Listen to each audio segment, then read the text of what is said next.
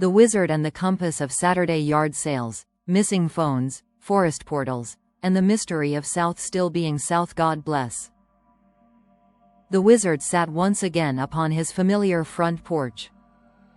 Cats wandered in lazy spirals around the yard like tiny furry guardians of forgotten dimensions. A few birds argued loudly in nearby trees. Somewhere in the distance, a lawnmower hummed, a motorcycle growled, and civilization continued doing whatever civilization was currently attempting.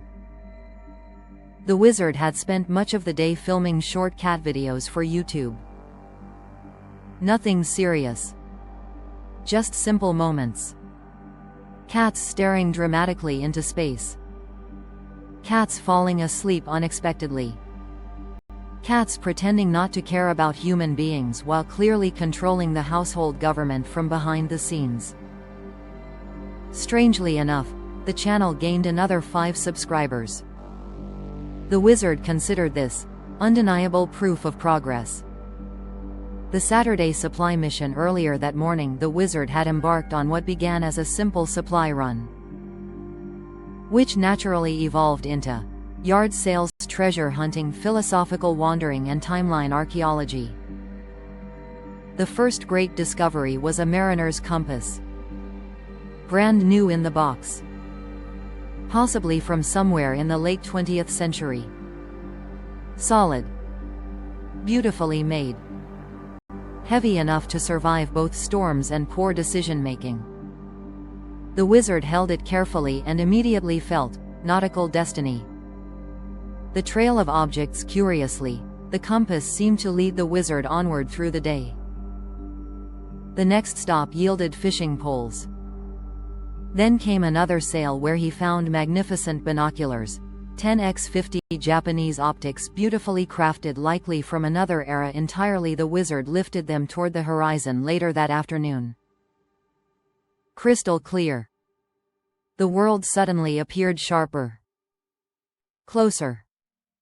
More understandable somehow. The Wizard whispered, "They don't make lenses like this anymore," then paused thoughtfully. Actually, they probably do. But these have soul. The cell phone incident. Of course, no true wizardly Saturday unfolds without some degree of household chaos. The previous day's mystery involving a misplaced phone still echoed through the collective atmosphere of the household. Voices had risen. Suspicions floated. People became emotional. One individual feared important financial and personal information had been lost. Others suspected pranks. Others suspected irresponsibility. At one point, the entire social ecosystem threatened to spiral into accusations, defensive speeches, emotional storms, and probably unnecessary committee meetings. But the Wizard remained mostly calm. Not because he knew the answer, but because he lacked actual evidence. And in the Wizard's mind, without evidence, the courtroom of reality remains adjourned. Eventually, the missing device was discovered. The mystery resolved itself naturally. The emotional storm passed, and everyone quietly returned to ordinary existence. Mostly. The compass test. Later that evening, the Wizard sat on the porch examining the mariner's compass carefully. He compared its orientation against his long familiarity with the property.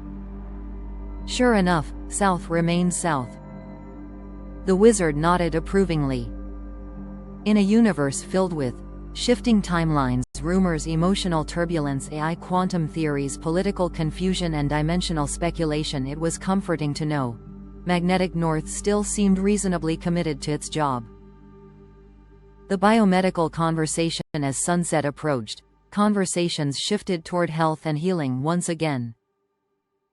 Leah, always observant and thoughtful, checked in on the Wizard's condition and asked practical questions about energy circulation, stress, rest, and overall well-being. The Wizard appreciated this greatly. Not because he wanted attention, but because genuine concern carries a stabilizing frequency.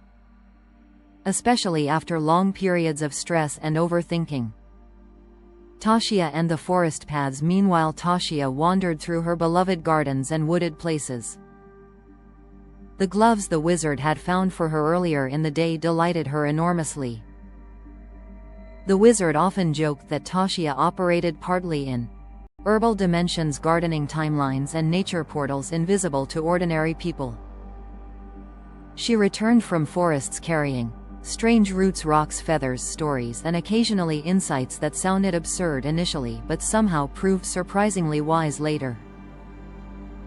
The wizard suspected she navigated natural energy paths most people ignored completely.